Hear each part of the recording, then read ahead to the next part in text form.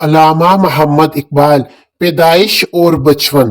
نہ وہ عشق میں رہیں گرمیاں، نہ وہ حسن میں رہیں شوخیاں، نہ وہ غزنوی میں تڑپ رہی، نہ ہم ہے زلف ایاز میں۔ علامہ محمد اقبال، جنہیں شاعر مشرق اور مفکر پاکستان کے نام سے بھی جانا جاتا ہے، 9 نومبر 1877 کو سیالکوٹ میں پیدا ہوئے۔ آپ اپنے زمانے کی عظیم شخصیات میں سے ایک تھے جو اپنا اثر آنے والے وقتوں میں بھی رکھتے ہیں۔ آپ کے آباء و اجداد کا وطن کشمیر تھا۔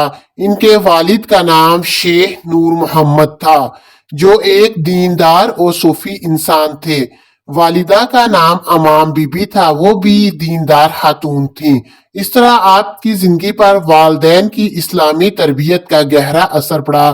علامہ اقبال نے سب سے پہلے ایک دینی مدرسے میں عربی کی تعلیم حاصل کی۔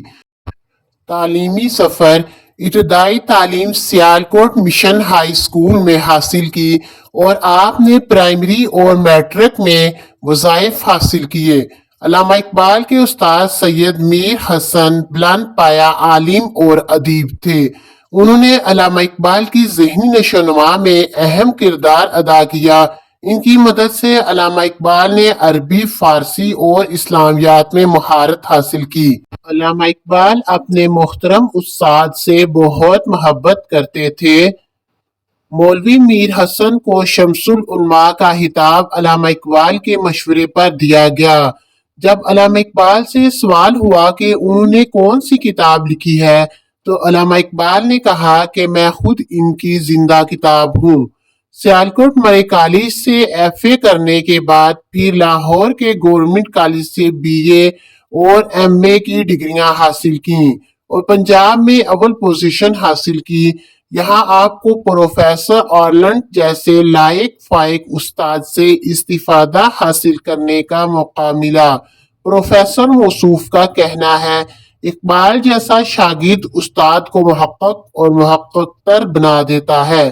تعلیم حاصل کرنے کے بعد کچھ عرصہ آپ اورینٹل کالج اور گورنمنٹ کالج لاہور میں پروفیسر رہے، لیکن پرنسپل سے اختلافات کی بدولت ملازمت چھوڑ دی۔ اسی دوران آپ شعر و شاعری بھی کرتے رہے، لیکن اس کا دائرہ محدود تھا۔ کبھی اے حقیقت منتظر نظر آ لباس مجاز میں، کہ ہزاروں سجدے تڑپ رہے ہیں میری جبین نیاز میں۔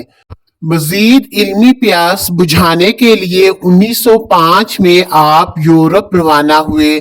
یہاں آپ نے 3 سال قیام کیا اور انگلستان سے بیرسٹری اور جرمنی سے فلسفہ میں ڈاکٹریٹ کی ڈگری حاصل کی۔ مغرب کا یہ سفر آپ کے لیے بہترین ثابت ہوا۔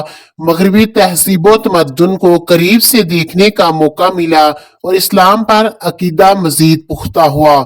آپ نے محسوس کیا مغربی تہذیب کی بنیاد غلط اصولوں پر رکھی گئی ہے اور انسانیت کی نجات کا مذہب اسلام ہی ہے۔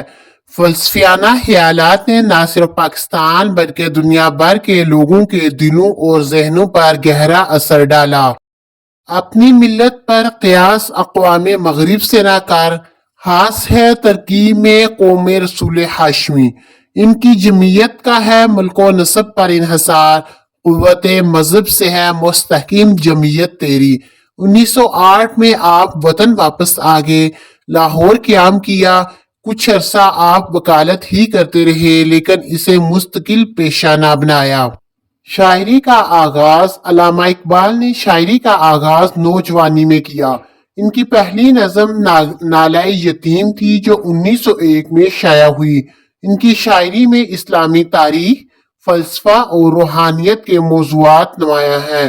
علامہ اقبال کی شاعری پیغام الہی کو عام کرنے کا باعث بنی، جو نوجوانوں کو اپنی اندرونی صلاحیتوں کو بیدار کرنے اور عظمت کی طرف بڑھنے کی ترغیب دیتی ہے۔ ان کا تصور خودی، خودشناسی اور عزت نفس پر زور دیتا ہے، جو انسان کو اپنی قدر اور صلاحیتوں کو پہچاننے کی ترغیب دیتا ہے۔ تصانیف: اقبال کی مشہور تصانیف میں اسرار خودی، رموز بے خودی، پیام مشرق اور ایک جاوید نامہ شامل ہیں۔ ان کی شاعری خودی عشق اور جذبہ ایمانی کا لازوال پیغام ہے۔ علامہ اقبال کا فلسفہ اور شاعری اسلامی دنیا کے لیے مشعل راہ ثابت ہوئے۔ ذاتی زندگی: علامہ اقبال کی شادی کریم بی بی سے ہوئی تھی اور ان کے دو بیٹے جاوید اقبال اور آفتاب اقبال اور دو بیٹیاں معراج بیگم اور منیرہ اقبال تھیں۔ سیاسی کردار: علامہ محمد اقبال نے مسلمانوں کے حقوق کے لیے سیاسی میدان میں بھی اہم کردار ادا کیا۔ وہ آل انڈیا مسلم لیگ کے رکن تھے اور 1930 میں الہ آباد میں اپنے مشہور خطبے میں مسلمانوں کے لیے ایک علیحدہ ریاست کی ضرورت پر زور دیا۔ یہ گویا پاکستان کے قیام کا پہلا مطالبہ تھا تاکہ مسلمان اپنے مذہب اور ثقافت کے لحاظ سے آزادانہ زندگی گزار سکے۔ اسی لیے علامہ محمد اقبال کو مفکر پاکستان اور مصور پاکستان بھی کہا جاتا ہے۔ یہ مطالبہ بالآخر 1947 میں پاکستان کی تحلیق کا باعث بنا۔ علامہ اقبال نے نہ صرف پاکستان کا تصور پیش کیا بلکہ قائد اعظم کو مفید مشورے بھی دیے۔ آپ اس بات کو خوب سمجھتے تھے کہ ان کشیدہ حالات میں صرف قائد اعظم ہی ہیں جو مسلمانوں کو آزادی دلا سکتے ہیں۔ قائد اعظم علامہ اقبال کو بہت پسند کرتے تھے۔ تحریک پاکستان کے دوران ایک دفعہ قائد اعظم نے کہا، اگر ہم مسلمانوں کے لیے الگ ملک حاصل کرنے میں کامیاب ہوگے اور مجھے اس ملک کی صدارت کی پیش کی جائے اور دوسری طرف علامہ اقبال کی تصانیف تو میں علامہ اقبال کی تصانیف منتخب کر لوں گا۔ علامہ اقبال نے اپنی شاعری کی بدولت مسلمانوں میں بیداری کی ایک نئی لہر پیدا کر دی اور نوجوانوں میں جوش و جذبہ اور ولولہ تازہ پیدا کیا۔ انہوں نے مسلمانوں کو خواب غفلت سے بیدار کیا، مسلمانوں کو اپنی اقدار کی پہچان دی اور ان میں حریت و آزادی کا جذبہ پیدا کیا۔ انہوں نے مسلمانوں کو احساس دلایا کہ وہ اپنا کھویا ہوا مقام دوبارہ حاصل کریں، غلامی کی زنجیریں توڑ دیں اور یقین محکم عمل پہم اور اتحاد سے کام لے کر کامیابی حاصل کریں۔ کافر ہے تو شمشیر پہ کرتا ہے بھروسہ، مومن ہے تو بے تیغ بھی لڑتا ہے سپاہی۔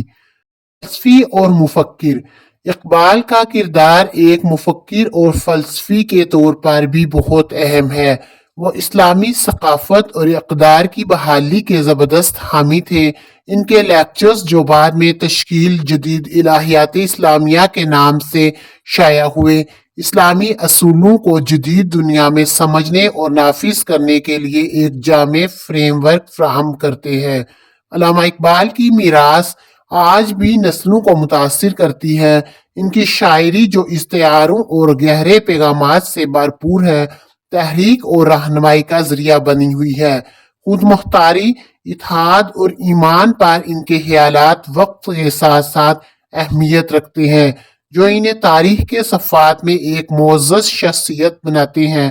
آخر میں علامہ محمد اقبال نہ صرف ایک شاعر تھے بلکہ ایک نظریاتی مفکر بھی تھے، جن کے خیالات اور پاکستان تحریک میں خدمات بے مثال ہیں، جو انہیں ایک حقیقی قومی ہیرو بناتی ہیں۔ ان کی زندگی اور کام ہمیں ایک روشن مستقبل کی طرف رہنمائی کرتے رہیں گے۔ وفات: علامہ اقبال 21 اپریل 1938 کو لاہور میں وفات پا گئے۔ ان کی قبر بادشاہی مسجد کے قریب واقع ہے۔